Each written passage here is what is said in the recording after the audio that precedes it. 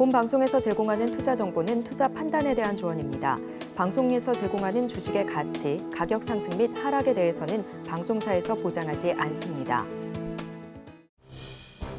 실시간 정보 브리핑입니다. 현지 시간 3일 6월 FOMC 의사록이 공개됐습니다. 연준은 여전히 기준금리 인하에 신중한 입장을 유지하고 있지만 내부에서는 실업률 상승 등 예상치 못한 경기 둔화에 대비해야 한다는 목소리도 나오고 있었는데요. 일부 위원들은 미 노동시장이 예상보다 가파르게 둔화되는 조짐이 있다며 지표에만 연연하지 말고 필요할 경우 신속한 정책 대응에 나설 준비를 해야 한다는 입장을 전했습니다. 존 윌리엄스 미국 뉴욕 연준 총재가 중립금리에 대해 그렇게 많이 오른 것 같지는 않다고 평가했습니다. 그는 현지 시간 3일 유럽 중앙은행 컨퍼런스에서 중립금리의 가치는 언제나 매우 불확실하게 여겨졌지만 중립금리가 대폭 상승했다고 보기에는 아직 두 가지 중요한 기준을 충족하지 못했다며 전술적인 통화정책 결정과 관련해서 중립금리는 핵심 요인이 아니라고 강조했습니다. 미국 경제지표의 잇따른 부진을 고려할 때 6월 비농업 고용 증가폭에 하방 위험이 있다는 진단이 나왔습니다. 글로벌 투자은행 ING는 구매관리자 지수가 제조업과 서비스업 모두 위축 영역에 들어선 것은 성장 하방 위험이 심화하고 있음을 시사한다며 시장은 연내 2번의 금리 인하를 예상하지만 우리는 3번 인하의 위험을 예상한다고 밝혔습니다. 일본 도쿄 증시의 니케이 지수와 토픽스가 오늘 사상 최고치를 경신했습니다. 미국 증시의 강세와 엔화 가치 하락세가 호재로 작용했다는 분석인데요. 니케이 지수는 5거래일 연속 상승하며 사상 최고치를 3개월 만에 넘어섰고 토픽스는 1989년 12월 18일 이후 34년 반 만에 사상 최고치를 새로 썼습니다.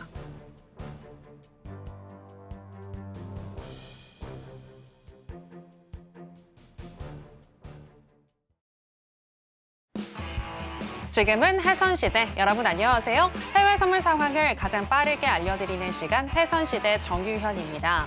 어제 미국 시장은 S&P와 나스닥 또다시 사상 최고치를 경신했습니다. 미국의 고용 지표가 둔화했고 또 금리와 관련해서 영향을 줄 수 있는 서비스업, 제조업 지수가 위축으로 또 국면으로 전환을 하면서 금리 인하에 대한 기대감이 번졌는데요. 패드워치에 따르면 9월의 금리 인하 가능성이 무려 74.4%까지 올라갔다고 합니다. 하지만 이번 주 금요일에 있을 비농업 고용지표 발표 이후에 또 다른 흐름을 이어갈 수 있는데요. 저희 해선시대가 각 시나리오별 맞춤 대응법 알려드리도록 하겠습니다. 오늘 같은 경우에는 미국은 독립기념일로 휴장을 합니다. 이렇게 하루 쉬어갈 때 또 수익을 위한 공부 열심히 해보시길 바라면서 트럼프가 재당선될 때 인플레이션에 어떤 영향이 있는지 또 엔화와 비트코인에 대한 전망까지 오늘은 살펴드릴 테니까요. 끝까지 함께해 주시기 바랍니다. 자, 그럼 해선시대 본격적인 시작 전에 주요 경제지표 일정부터 만나보고 오시죠. 네, 주요 경제지표 일정입니다. 유럽 최대 경제국 독일의 5월 공장 수주가 전월 대비 1.6% 감소했습니다. 이는 시장 예상치인 0.5%를 크게 하회한 것으로 대형 수주 건수가 대폭 줄었기 때문이란 분석입니다. 내일 오전 8시 30분에는 일본의 5월 가계 지출이 나옵니다. 15시에는 독일의 5월 산업 생산이 공개됩니다. 18시에는 유로존의 5월 소매 판매를 확인할 수 있습니다. 21시 30분에는 미국의 6월 비농업 고용지수, 실업률, 시간당 평균 임금 등이 발표됩니다.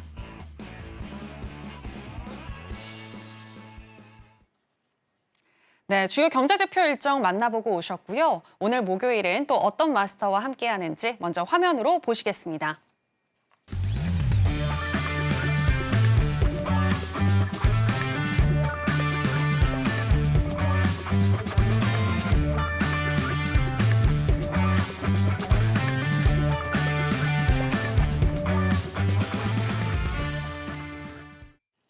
네, 오늘 목요일은 해외 선물계 왕자님 해왕 마스터와 함께하겠습니다. 마스터님, 안녕하세요.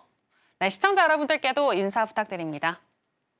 네, 화요일에 이어서 목요일도 뵙습니다. 네, 오늘도 다양한 얘기들이 있지만 관점 자체는 계속 유지되는 것 같네요. 시청자분들도 같은 생각이겠지만 자세하게 새로운 내용이 있지만은 오늘 시작부터 확실하게 얘기 드릴 건 방향성 자체는 크게 변동이 없습니다. 연말까지는. 예, 오늘 이 부분 관련해 갖고 내용 보면서 상세하게 나눠보도록 할게요. 1시간 동안 잘 부탁드립니다. 네, 방향성 자체는 크게 변하지 않을 것 같다라고 얘기를 해주셨는데요. 하지만 순간순간 이 지표 발표와 동시에 또 지수가 변동성을 갖게 되면 여러분들 흔들리실 수 있는데 우리는 어디에 선택과 집중을 해야 할지 저희 해선시대가 짚어드릴 테니까요. 또 해왕 마스터님과 좀 더 가까운 곳에서 이야기하고 싶으신 분들은 하단에 나가고 있는 내용 참고해 주시면 되겠습니다. 자, 그럼 이제 본격적으로 해선시대 시작해 보겠습니다. 먼저 나스닥 선물의 현재 시세와 더불어서 이슈 체크해 보겠습니다.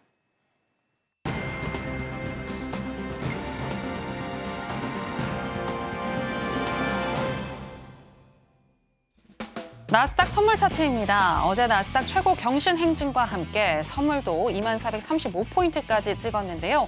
오늘 독립기념일을 맞아서 조기 폐장하는 만큼 거래량이 많지 않은 가운데 10시 30분 개장 이후에는 연속적인 음봉세를 보이면서 내일 노동지표 발표를 앞두고 일단은 좀 챙기자는 분위기가 연출이 됐습니다. 10시 53분경 2383포인트까지 떨어졌는데요. 그 이후에도 혼조 양상을 보이고 있는데 현재 시점에서는 약 보합권인 2386선 지나가고 있습니다.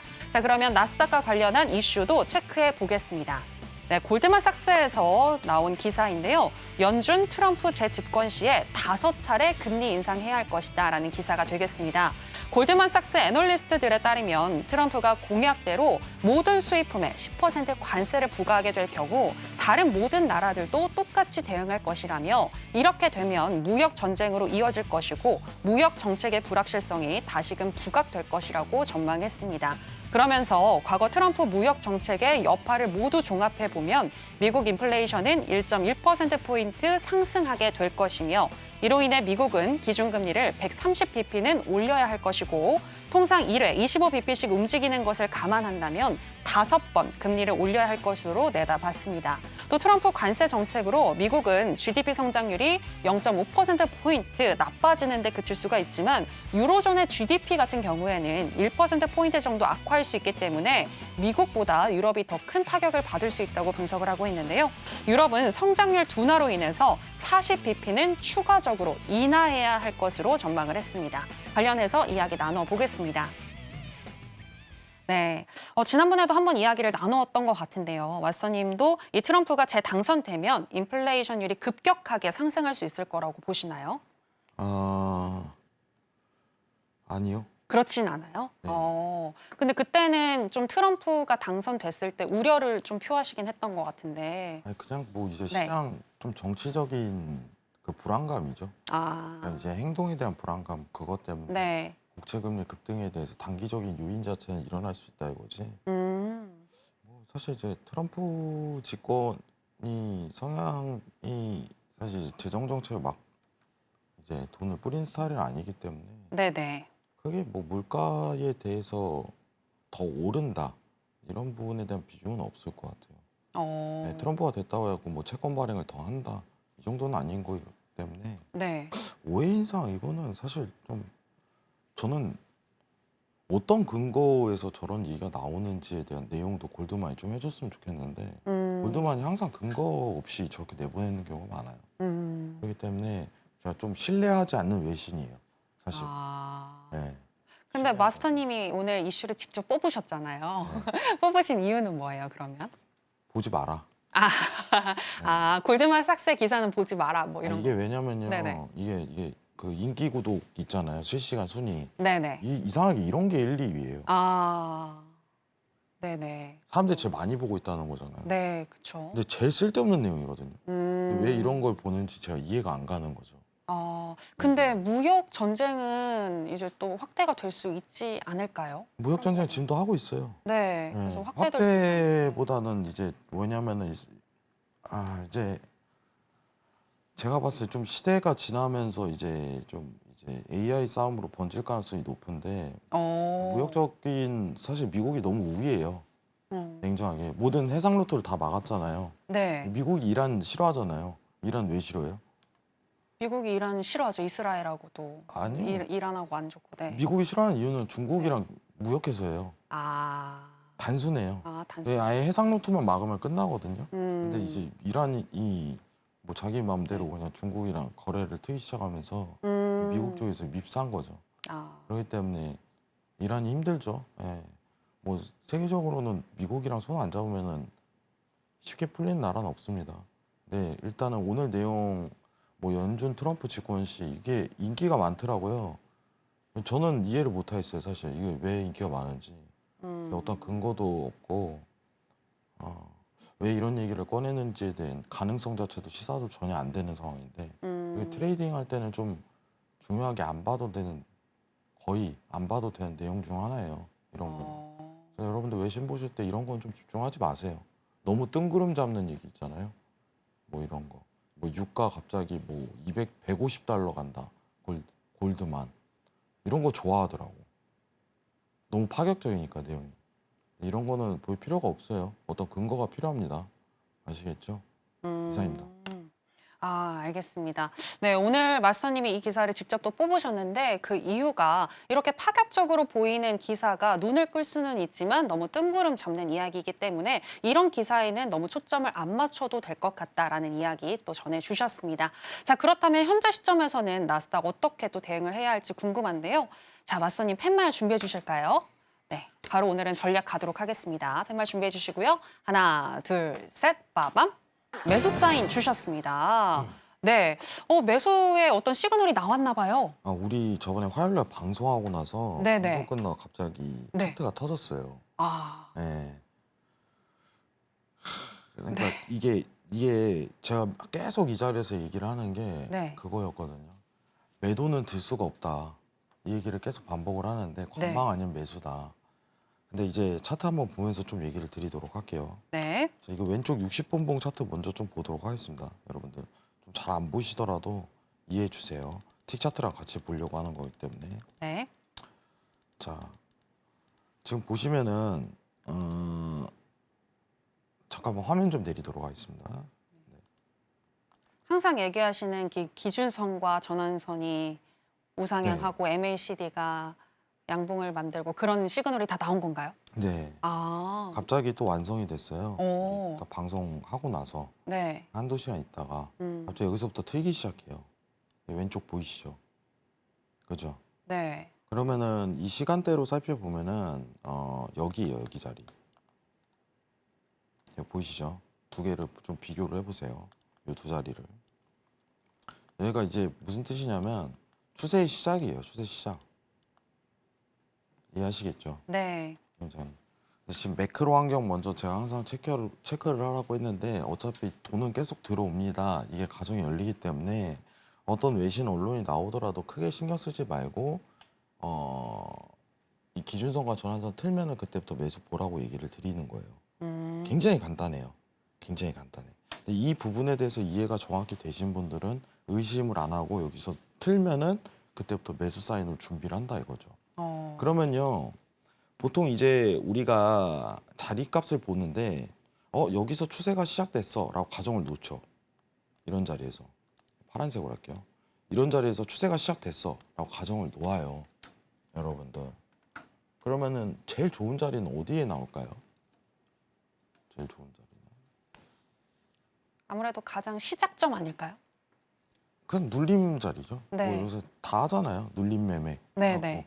가다 눌리면 그냥 사는 거예요. 주식도 똑같잖아요. 네. 자, 근데 그 눌림에 대한 위치값을 표현하는 게 사실 RSI예요, 여러분들. 그래서 RSI를 많이 써요, 실제 트레이더들이.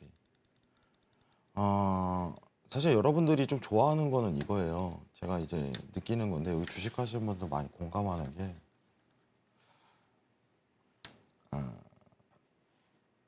제가 뭐 여기서 말한다고 해서 들리는 사람들은 들리고 안 들리는 사람들은 안 들릴 거예요. 차트는 후행이에요, 후행. 여러분들. 차트는 후행.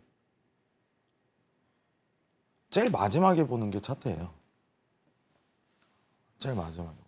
그러니까 어떤 매집에 대한 나는 이거 사야겠다. 나는 매수를 봐야겠다. 이게 추세가 매수다. 지금 매크로 환경이. 근데 지금 60분봉에 상황 나왔다. 그때 차트 보는 거예요. 마지막으로. 어디서 사야 되는지. 그러니까 차트를 너무 맹신하면 안 돼요. 여러분들. 차트를. 마스터님 근데 저 궁금한 게 있는데 너무 기사나 이슈에 연연하지 말고 지금 차트의 그런 시그널을 보라고 하셨잖아요. 근데 차트를 맹신하지 않으면 어떡해요? 아니 우리가 네. 왜 그러냐면 제가 이 얘기를 하냐면은 네네. 앵커님이 말을 하려다가 내가 끊어서 제가 이어가려고 했는데 네네네. 앞에 네네. 죄송합니다. 제가 네. 네네. 근데 너무 왜 빠르게 그러냐면은 물어봤군요. 처음에 해선하시는 분들이나 주식하시는 분들 제일 먼저 공부하려는 게 뭐예요? 차트예요. 네. 왜 그건 줄 알아요? 왜요? 되게 간사한 거예요. 나는 음. 경제 매크로 환경에 대한 이해하기 싫으니까 요 안에서 그냥 정답을 찾아서 샀다 팔았다 반복하면 난 수익 낼 수 있을 거라라는 착각을 굉장히 해요. 음. 예를 들면은 이런 게 있어요. 우리가 이제 자동 프로그램이라고 해갖고 막 개발하잖아요. 네. 그게 성공할 수가 없어요. 음. 왜 그럴까요? 왜요? 너무 관심 많으실 거예요. 나는 그러면 자동으로 이거 프로그램 하면은 음. 하루에 50만 원, 100만 원씩 계속 이제 자기가 사고 팔고 이게 되지 않을까? 근데 이거 안 돼요. 왜냐면 시장이 계속 바뀌어요. 무슨 뜻이냐면 변수가 계속 드러나는 거예요. 변수가. 예를 들어서 하나를 얘기를 해볼게요. 지금 나스닥 선물 한 계약을 하려면 증거금이 얼마 필요할까요? 여러분들 1,500만 원인가? 한 2천 내외 정도 필요해요. 네. 근데 이게요 정확하게 2천만 원으로 고정이 아니에요. 네. 시장에 따라서 조절을 해요. 음. 증권사에서. 자, 왜 그러냐면은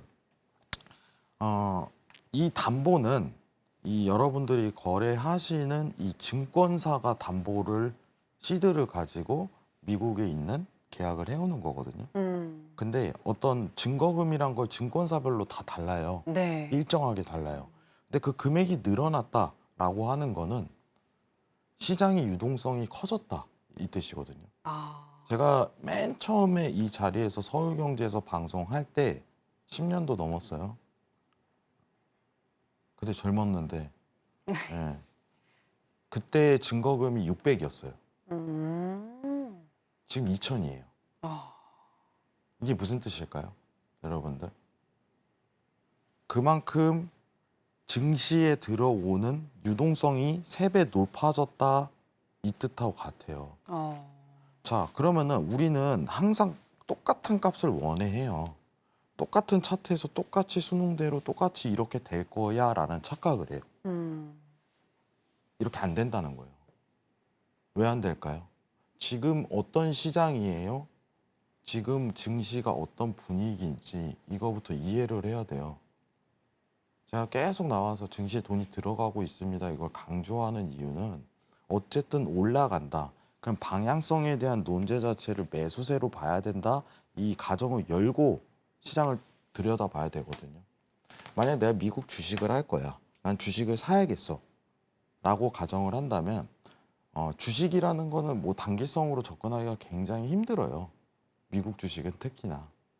그러면 이제 주봉에 대한 형태를 보고 주봉에서 조정이 나오면은 그때 한번 매수를 보겠다 이런 관점을 열겠죠. 근데 만약에 해선 같은 경우는 틱 차트로 구성을 하겠다 이러면 제일 중요한 게 60분 봉과 틱 차트예요.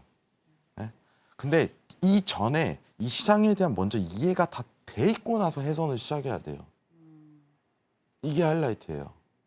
나는 나 해선이 장점이 뭐예요, 여러분들? 하락에도 베팅할 수 있어요. 네. 하락에도 베팅할 수 있어요. 자, 이게 반대로 얘기하면 무슨 뜻이에요, 여러분들? 위험이 2배가 올라간다는 거예요.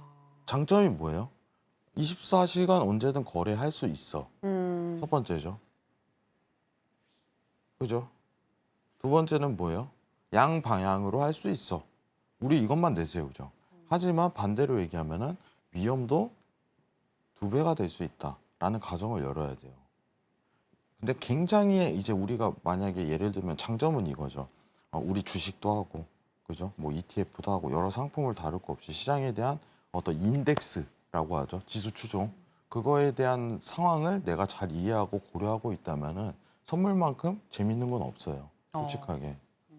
재밌긴 해요. 다만 제가 왜 차트는 마지막에 보세요라고 얘기를 하냐면 제가 얘기했던 어떤 시장이 왜 매수세로 계속적으로 들어오는지에 대한 이해를 먼저 해야지 매도에 대한 관점을 최소화시키거든요. 그러면은 리스크 방어가 돼버리는 거예요. 지는 싸움을 난 하지 않을 거야. 이거예요. 만약에 우리가 예를 들면은 화요일 날 나왔을 때요. 자, 화요일 날. 자, 왼쪽 차트 볼게요. 자, 왼쪽 차트 보면서 가보도록 하겠습니다. 자, 제가 항상 얘기했던 게 기준선과 전환선이 오른쪽 방향으로 가고 있다. 자, 이거예요. 네. 좀 두껍게 해볼게요. 시청자분들 안 보일 수 있으니까 두껍게 해보죠. 자, 여기 보시면은 초록선하고 검은선 보이시죠? 네. 그죠? 이 방향성이 만약에 우상향으로 모멘텀이 간다면은 그때부터 매수에 대한 접근을 하세요. 이게 제가 계속 주장했던 논거예요. 이 자리에서. 왜냐? 추세가 이때부터 시작되는 거니까. 강하니까. 그죠? 자, 가볼게요. 그러면은 오른쪽으로 이동을 합니다.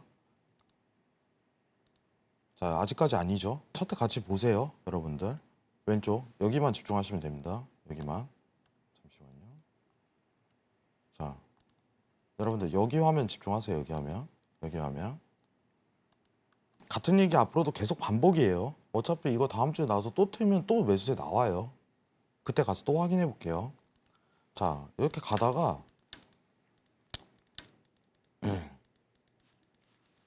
자, 보이시죠? 자, 우리 방송 끝나고 갑작스럽게 이거 차트 보고 있는데 갑자기 여기서 틀기 시작해요. 네, 이 자리예요. 이 자리가 이 봉이 완성이 됐는데 뭐야? 봐야 돼요. 여기서 집중해야 돼. 이거 뭐야? 틀었네? 야, 이거 준비해야겠다. 이때부터 준비하셔도 괜찮아요. 추세가 이제 나왔다는 확정봉이에요. 여기서부터. 자, 그러면서 차트 어떻게 가요? 네, 와. 가는 거예요.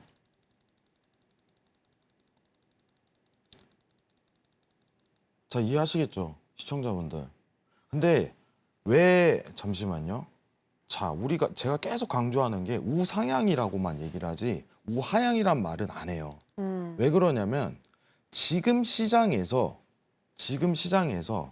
만약에 이런 차트가 나와서 이런 차트가 우하향으로 한번 나왔다고 해갖고 이 기간에 대한 부분이 힘의 강도가 길게 가질 못해요. 잠깐 쉬었다가 그냥 또 쳐버려요. 그냥 우리는 확률적으로 물려도 수익 이상으로 증대될 수 있는 어떤 방향성을 찾아야 되거든요. 그게 매수라는 거예요. 지금 시장은. 연말까지도 그냥 매수고. 미국 주식으로 얘기를 하면은 저는 아직 그거예요. 헉소리가 아직 안 나와요. 얘 진짜 어떡하냐? 이 소리가 나와야 돼요. 엔비디아 보면서 AI 관련 보면서 이 소리가 나와야 돼요. 그리고 물어봐야 돼. 앵커님한테도 여기 경제 PD님한테도 야 지금 사도 돼? 주변 사람들이. 그러면 그거는 이제부터는 이상 신호예요. 버블의 징조가 굉장히 커요. 너 경제 TV 나가잖아. 엔비디아 사야 돼? 이렇게 물어온다. 네. 그러면은 이제는 개미들이 붙기 시작했다. 과열 구간에 이제 진입하기 시작했다는 하나의 인간 지표예요. 그때부터는. 이거는 참고를 하세요. 누군가 물어본다면. 근데 아셔야 되는 거는 우리가 해선을 하든 주식을 하든 만약에 주식 관점으로 보게 된다면은 지금 여기 시청자분들 그리고 여기 밑에 노란톡에 계신 분들이 제일 관점을 가지셔야 되는 거 이미 사신 분들이 많으실 거예요. 그러면 저는 이 말을 하고 싶어요. 끝까지 잡고 있어. 절대 팔 때가 아니야. 그 신호를 알려줄게. 이거를 여기서 3개월 내내 외치고 있어요. 4개월, 5개월. 그래서 어떻게 돼요? 시장이요? 계속 오르잖아요. 그죠? 근데 여기서 팔았다가 중간에 또 언제 사지 기다리고 있다가 또 샀다 또 팔았다가 그럼 수익 안 나요. 그렇게 해봤자. 네? 가만히 한 번 거래했는데 저번에 노란톡에 보여드렸잖아요. 누군가는 300%로 수익을 내고 있다고. 아직도 안 팔고 있어요. 이런 관점이 제일 좋아요. 자, 근데 해선에서는 뭐예요? 해선 단탑 아니에요. 데일리 트레이딩. 그러면은 지금 관점 자체가 딱 이거 하나 놓고 보는 거예요. 이거 하나.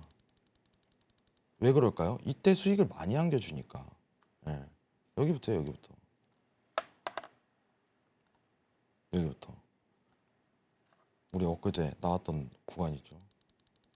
그러면은 차트를 복기를 해보고 내가 지금 집중을 해야 되는 트레이딩 시간이 들어왔다라고 가정했을 때 그때 이제 틱 차트 까는 거예요.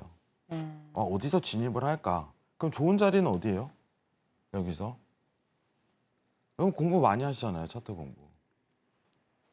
예? 이게 굉장히 간단해요. 여러분들. 그냥 RSI 밑에만 바닥만 들어오면 돼요. 여기가 다 매수 구간이에요. 여기가. 예? 괌에도 들어가면요. 어차피 또 튀어올라요. 그럼 단기 트레이딩을 하더라도 구간 자체는 확실하게 정해져 있어요. 여러분들. 근데 지금 이제 우리가 이제 막 그 얘기를 하잖아요. 네. 앵커님이랑 뭐 영래포를 하고 있다 뭐라. 근데 왜 그러냐면 일단 매크로부터 알려주려고 저는 참 많이 노력을 한 거예요. 시장에 대한 환경이 이렇게 구성돼 있고 네네. 왜 돈이 이쪽으로 들어오는지에 대한 이해도 자체를 가지고 있어야 돼요. 네. 지금 얼마 정도 더 들어와야 돼요? 여러분들? 한 400조는 더 들어와야 돼요. 시장에. 400조예요. 원화로 따지면. 아직 머니마켓 펀드 시장에 들어갈 수 있는 자금이 400조는 남아 있습니다. 어마어마한 돈입니다. 예. 왜냐면 5천조 찍어내가고 미국에서 연준에서 5천조 정부한테 줬잖아요. 정확히 정부한테 다 준 건 아니죠. 국채가 이제 비중이 40%니까 한 2천조 줬겠죠. 나머지는 이제 MBS 채권 사고 시중은행 쪽으로 많이 또 흘러갔고 이랬는데, 근데 중요한 거는 어쨌든 시중은행에 들어가든 정부한테 들어가든 다 시장에 들어간 돈이에요. 그럼 그 중에 이제 5천조에서 이제 반 정도는 재정 정책으로 셌겠죠. 실제로 국민들한테 뭐 복지도 해주고 뭐도 해주고, 그죠? 근데 실제로 돈은 현금, 시장에 들어간 돈은 이제 2천조라고 가정하면 2천조 자체는 이제 영래포로 빠졌다가 다시 지금 들어오는 거예요. 그 중에서 이제 1,600조 정도는 이제 시장에 들어왔어요. 이미 한 400조 남았다 이거예요. 근데 나갈 돈보다 들어갈 돈이 아직은 더 여유가 있다는 거, 빠지는 돈보다 더 들어온다는 거, 이건 시장 상승의 기본적인 매크로 환경이에요. 근데 이 상황에서 어떻게 매도를 봅니까? 뻔히 알고 있는데, 그죠? 이게 몇 달 동안 계속 이어져서 계속 얘기를 해요. 근데 참 이게 좀 지루해요. 제가 사실 방송 자체가 굉장히 좀 지루해요. 왜냐면은 일봉으로 얘기를 할게요. 제가 2020년도에는요 너무 서울경제 나오기 싫었어요. 네. 할 얘기 없어요. 이때요, 이때. 여러분들. 뭐 제가 어쨌든 여기 와갖고 지금 연준 상황이랑 매크로 환경 계속 말하지만은 네. 결국 이때 환경이 뭐예요? 연준이 계속 달러 찍어내는 시기였잖아요. 정확하게. 그러면은 여러분들이 원하시는 건 이거잖아요. 어떻게 돼요? 시장 올라요? 계속 올라요? 네, 계속 올라요. 이 말밖에 할 말이 없어요. 복잡하게 생각할 거 없이 이때는 계속 오르기 때문에 여러분들 이거 테이퍼링 할 때까지 올라요. 이 얘기를 했어요. 계속 이 구간에서. 언젠가는 달러 찍는 걸 멈출 거다. 언젠가는. 근데 그 신호가 이제 그만하겠다는 신호가 테이퍼링에 대한 논제다. 그때 시작하면 이제 주식 다 파세요. 이거였거든요. 굉장히 간단하죠. 그죠? 근데 안 나와요. 계속. 이 구간에서도. 그러면은 제가 할 얘기는 없어요. 근데 사람들은요. 어쨌든 국민이라고 안 할게요. 이 개인 투자자들 입장에서 보게 된다면은 막 이슈 뜨는데 그때 국내 주식도 냉정하게 이제 1000종목이 있으면은 900종목이 상승했어요. 이게 무슨 뜻이에요? 뭘 찍어도 올라요. 근데 그게 기업이 좋아서 오르는 거예요? 그냥 돈 들어가니까 오르는 거지. 막 봐요. 막 무슨 뭐 야 이거 오늘 재료 좋다. 이거 뭐가 개발했대. 뭘 개발했대. 지금 그런 뉴스 나와도 안 떠요. 왜 그래요? 유동성 장애성 가능한 거예요. 유동성 돈이 들어가야지 수급이 사는 거잖아요. 결국에 나오는 돈보다 들어간 돈이 많으면 차트는 오르게 돼 있어요. 사는 사람이 더 많은데. 유동성이 그렇게 만드는 거예요, 시장을. 안 그래요? 그러면은 여러분들이 사실 이제 제가 제일 아쉬운 거는 이 공부를 했다면 앞으로 실패하는 투자가 이루어지지는 않을 거예요. 내가 주식을 할 땐가 아닐 땐가 이거에 대한 일단 구분이 첫 번째 타겟이겠죠. 나는 장기 모멘텀으로 피터 린치나 워렌 버핏 같은 거래를 할 거야. 뭐 케인스 같은 거래를 할 거야. 그죠? 케인스는 이제 경제학자인데 사실 요새 제가 제일 좋아하는 경제학자예요. 근데 피터 린치랑 이제 워렌 버핏의 사상이랑 굉장히 같아요. 이론학적으로. 그러면은 나는 장기 투자에 대한 중점적으로 둘 거야. 나는 기업에 대한 가치 성장 자체를 모멘텀으로 볼 거야. 근데 시장이 이러니 지금은 아니야. 시장이 다시 재정비되고 하게 된다면은 그때 수급이 정상화되고 경제가 정상화됐을 때 나는 시작할 거야. 이런 관점을 내세울 수 있겠죠. 그죠? 그럼 그런 사람은 흔들리지가 않아요. 어떤 이슈라든가 어떤 내용이 오든 간에. 결국에 가치관이 굉장히 좋다는 거거든요. 그러면은 우리가 해야 될 건 뭐냐면은 지금 우리가 팬데믹 이후에 일어났었던 몇 년이에요? 정확하게 20, 21, 22, 23 하고 반 됐네요. 4년 반. 4년 반에 대한 연준에 대한 통화 정책으로 증시가 어떻게 움직였냐는 이건 알아둬야 돼요. 이제는. 여기 왜 올랐어요? 여러분들. 그죠? 여기 왜 올랐어요? 돈 찍어내서요. 여기 왜 올라요? 돈 이제 안 찍는데요. 연준이. 그게 테이퍼링이잖아요. 그죠? 채권 매입 종료하겠다. 그리고 금리 올리겠대. 여기서 신호 다 밝혔어. 근데 여기서 사고 있다. 이 종목 좋아요. 뭐 하면서 거기 눈뚝 돌아갖고 아니 시장이 이런데 어떻게 사요? 여기서 그만하라고 했어요. 조만간 고점 나온다고. 연준에서 다 말해줘요. 예? 뻔하지 않아요, 여러분들? 연준에서 다 얘기해줘. 우리 테이퍼링 논의하고 있어. 그럼 끝이에요. 이제 시장 상승. 그리고 나서 여기서는 뭐예요? 이제 금리에 대한 이제 고착화예요. 고착화. 여기 들어갔던 돈이 그럼 다 어디로 갔냐라고 했어요. 그때 얘기했잖아요. 영래포 갔다고. 이 시장 돈이요. 이 상승했던 돈이 다 들어가서 여기서 다 영래포 자금으로 갔다가 다시 들어오는 거예요. 다시. 여기에 여태 놀던 돈들이 연준한테 다시 갔다가 이쪽에서 다시 들어오는 경우라고요. 아직도 들어오는 상황이고. 자, 이게 1번이에요. 이게 1번. 선물을 하든 주식을 하든 이게 1번이에요. 차트가 먼저가 아니에요. 그럼 우리는 차트 보면 뭐부터 볼까요? 막 이제 막 몇 년치 막 이렇게 볼까요? 절대 안 봐요. 그죠?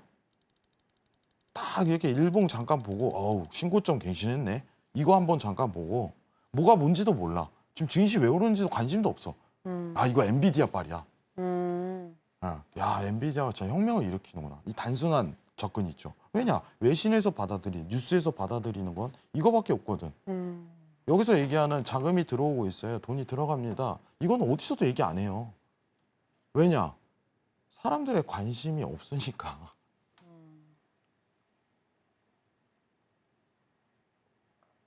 뭔지도 몰라, 영래포가. 관심 없어요. 그러면은 지금 시장이 언제까지 오를지에 대한 어떤 가능성 추측, 가설도 내세울 수가 없어요. 결론은. 그럼 한낱 이제 개인, 아무것도 이제 투자에 문외한 사람의 접근법밖에 안 되는 거예요, 상황이. 그러면은 앞으로 형태 자체가 400조가 더 들어올 수 있는 형태가 있는데 구조상으로는 차트로 마지막에 볼 때 우린 나 이제 매수 트레이딩을 좀 해야겠다라고 관점을 가진다면, 그죠?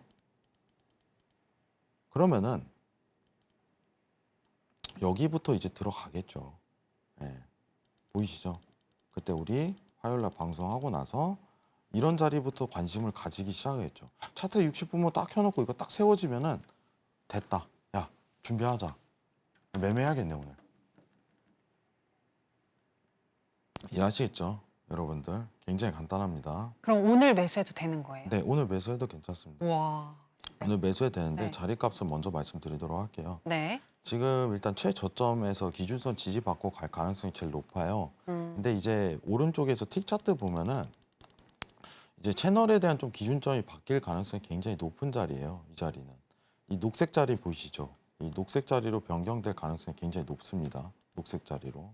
그럼 녹색 자리에 대한 지지와 이제 60분 봉에 대한 기준선 지지가 좀 동일하게 일치해요. 그래서 2300포인트에서 320포인트 이 사이 구간 들어오시면은 좀 매수에 대한 대기를 하시는 건 좋을 것 같아요.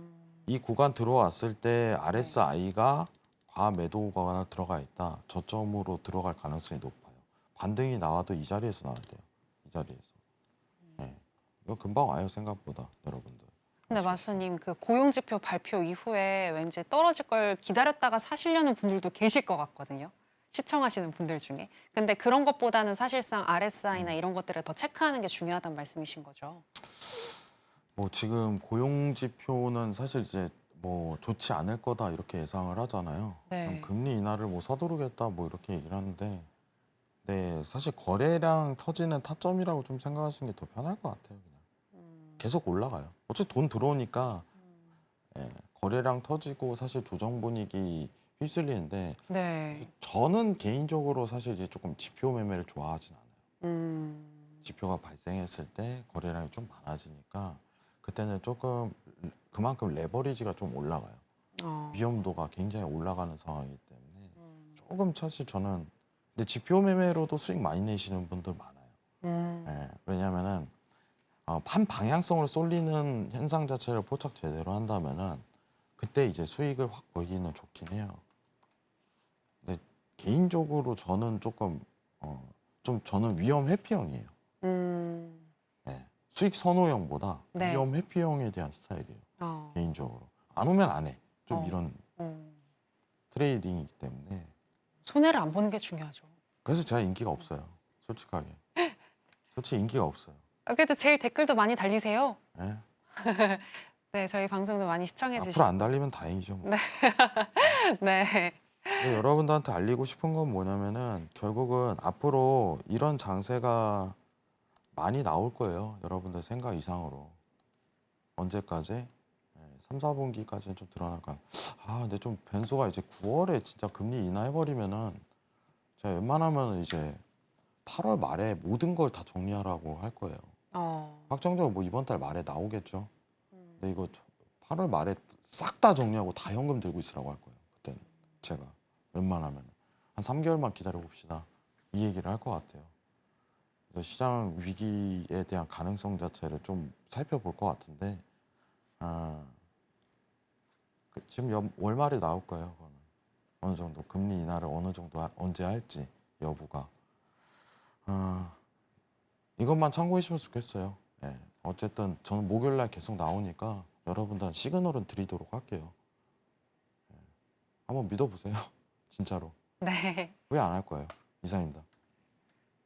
네, 나스닥과 관련해서 계속 연속적으로 이야기를 해주고 계신데요. 계속해서 나스닥은 우상향을 할 것이다라고 얘기를 해주셨고요. 현재 시점에서는 매수해도 좋을 것 같다. 그간 해왕 마스터님이 강조해 주셨던 여러 가지 지표들을 따져봤을 때 현재는 매수 사인을 주고 있기 때문에 매수해도 괜찮고 2300포인트에서 2320포인트 정도 선에서 매수하시면 좋을 것 같다라는 분석까지 해주셨습니다. 그리고 무엇보다도 차트를 보는 것도 중요하지만 그 전에 현재 시장에 대해서 이해하는 게 굉장히 중요하다라는 말씀 연속해서 해주셨는데요. 이렇게 시장을 혼자서 이해한다는 게 조금 힘들 수 있는데 해왕 마스터님이 이렇게 또 친절하게 그때그때마다 시황 그리고 또 상황에 대해서 잘 짚어주시니까요. 해왕 마스터님과 함께 하시면서 시장을 보는 눈 더 키우고 싶으신 분들은 하단에 나가고 있는 내용 참고해 주시면 되겠습니다. 자, 그럼 이렇게 나스닥은 정리해 보도록 하겠고요. 오늘은 또 해왕 마스터님이 비트코인과 엔화에 대해서도 짚어주신다고 하는데요. 자, 그럼 일단 비트코인의 이슈부터 살펴보도록 하겠습니다. 비트코인 같은 경우에는 오늘 또 정말 관심 있으신 분들 많을 것 같은데 현재 6만 10만 달러가 붕괴된 비트코인이죠. 미국 금리 인하 기대감에도 불구하고 파산한 일본의 가상자산 거래소 마운트 곡스발 악재에 영향을 받는 모습이었는데요. 하지만 영국계 투자은행 스탠다드 차타드에 따르면 8월경에 비트코인이 사상 최고치를 경신할 수 있고 또 조 바이든 대통령이 남아있는 상태에서 도널드 트럼프 전 대통령이 재당선이 된다면 미국 대선 날에 10만 달러까지 오를 수 있다는 분석을 내놓았습니다. 자, 마스터님, 요즘 미국의 이 민주당도 비트코인에 대해서 좀 호의적으로 많이 바뀌고 있는 것 같은데 지금 이러한 전망이 맞다고 한다면 이렇게 좀 떨어졌을 때 매수해야 되는 거 아닌가요? 어떻게 보세요? 사실 이제 제가 좀 집중을 하고 있던 게 그 코인 그 SEC에서 그 ETF 승인 나고서 이제 증시랑 같이 움직이는 현상 자체를 봤는데 네.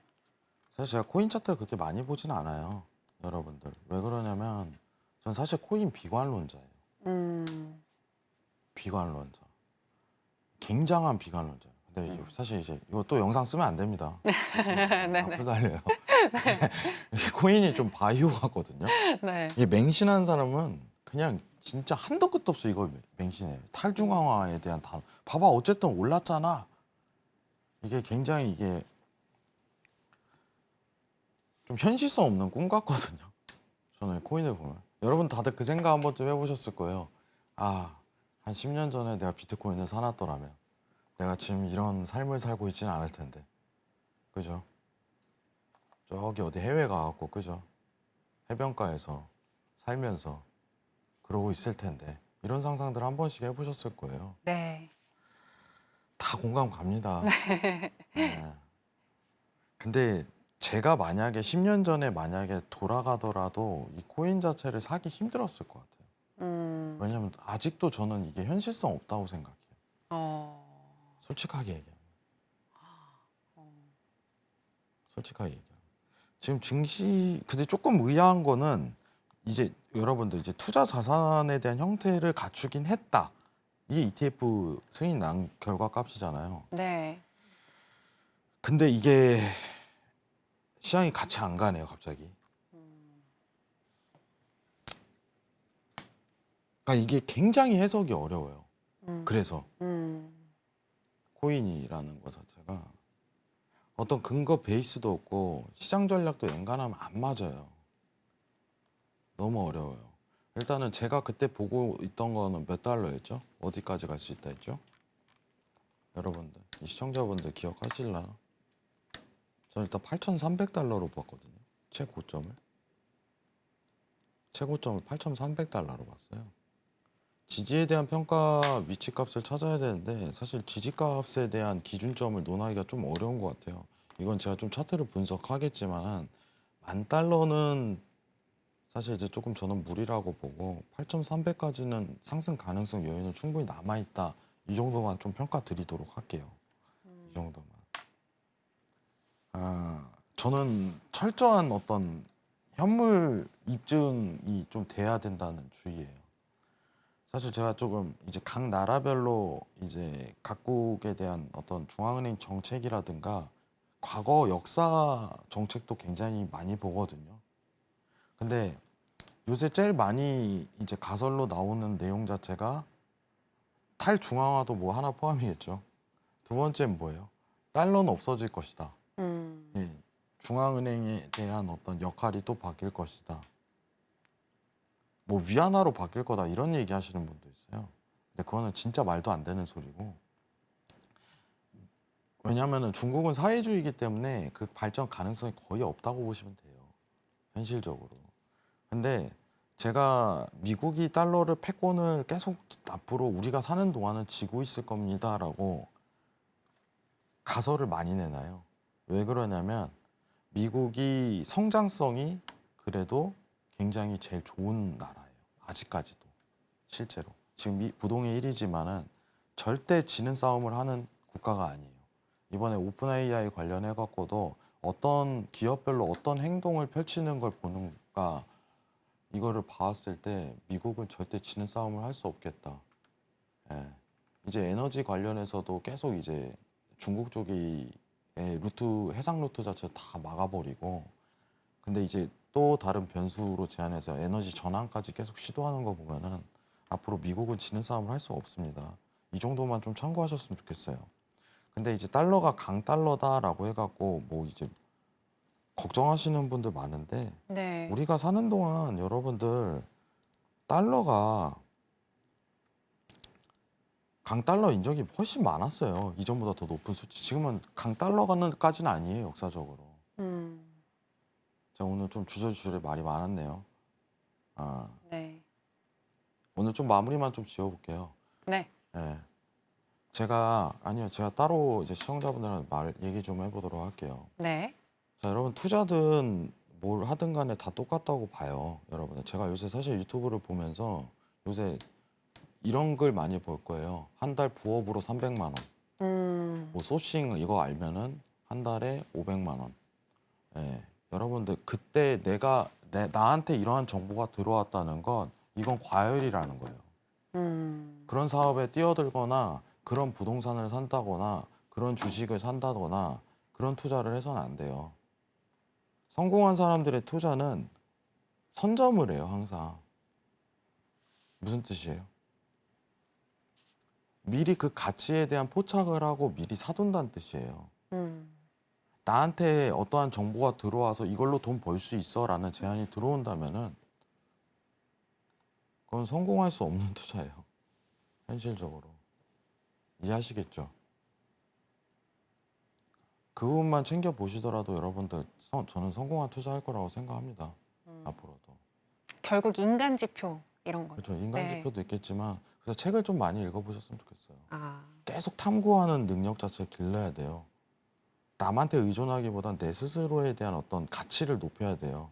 그걸 경험을 하고 깨달아야 돼요. 계속적으로.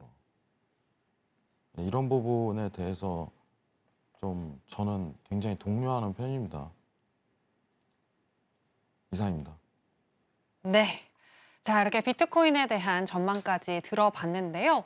근데 마스터님 83,000달러 맞죠? 네네. 83,000달러. 네네. 83,000으로 제가 얘기 드렸을 거예요. 네네, 83,000달러까지는 도달이 가능해 보인다. 10만 달러까지는 뭐 확신할 수는 없지만 83,000달러 정도까지는 도달이 가능해 보인다고 얘기해 주셨고요. 이 비트코인을 통해 가지고 또 가장 중요한 거는 이제 비트코인인 듯 아니면 어떤 다른 뭐 주식 종목이든 너무 주변에서 이렇게 이야기하는 거에 휩쓸리지 말고 본인만의 어떤 매매의 그런 그 전략이나 자세를 취해야 한다. 원칙을 잘 정해야 한다라는 부분도 이야기를 해 주셨습니다. 저희가 시간이 진짜 얼마 안 남았는데요. 짧게 저 하나만 여쭤볼게요.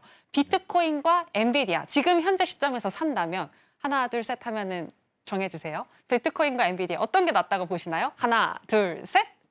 네. 사운드 깔아주시네. 깔아주셨습니다, 벌써. 네. 정확하게 얘기해. 무조건 저는 엔비디아입니다. 무조건 엔비디아. 아, 역시 네. 역시 가상 자산보다는 그래도 현물에 그렇죠. 보여지는 그런 가시성이 있는 사업에 더 투자하겠다. 그렇죠. 아니 게다가 이제 돈은 몰리는데 지금 뭐 이제 비만 치료조 잠깐 빠지는 시즌이거든요. 네. 근데 어쨌든 테크주밖에 없어요. 연말까지는.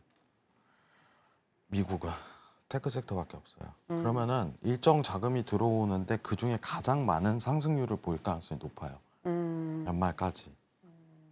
아직도, 네, 아직도라는 말을 표현을 하도록 할게요. 이상입니다.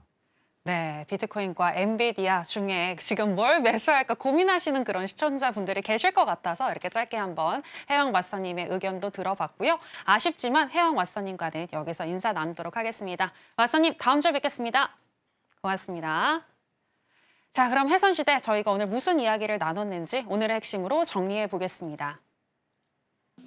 해선시대 오늘의 핵심입니다. 먼저 나스닥 같은 경우에는 4천억 달러 규모의 영내포 자금이 증시에 계속해서 유입될 예정이라고 보셨는데요. 올해 3분기까지는 유동성이 시장을 상승으로 끌고 갈 것이라고 분석해 주셨습니다. 그리고 현재 매수 관점을 주셨는데요. 2300에서 2320포인트 눌림 확인 후에 매수해보자라고 의견 주셨습니다.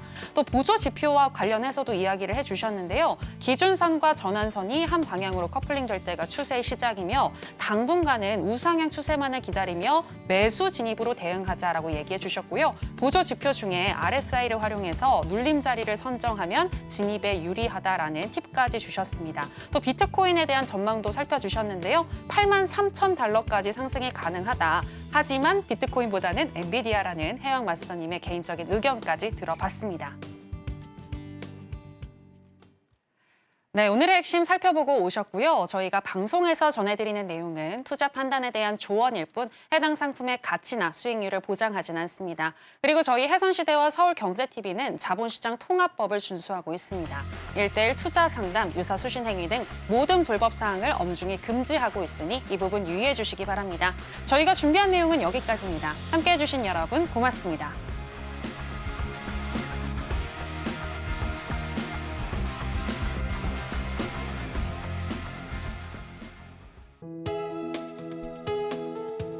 본 방송에서 제공하는 투자 정보는 투자 판단에 대한 조언입니다. 방송에서 제공하는 주식의 가치, 가격 상승 및 하락에 대해서는 방송사에서 보장하지 않습니다.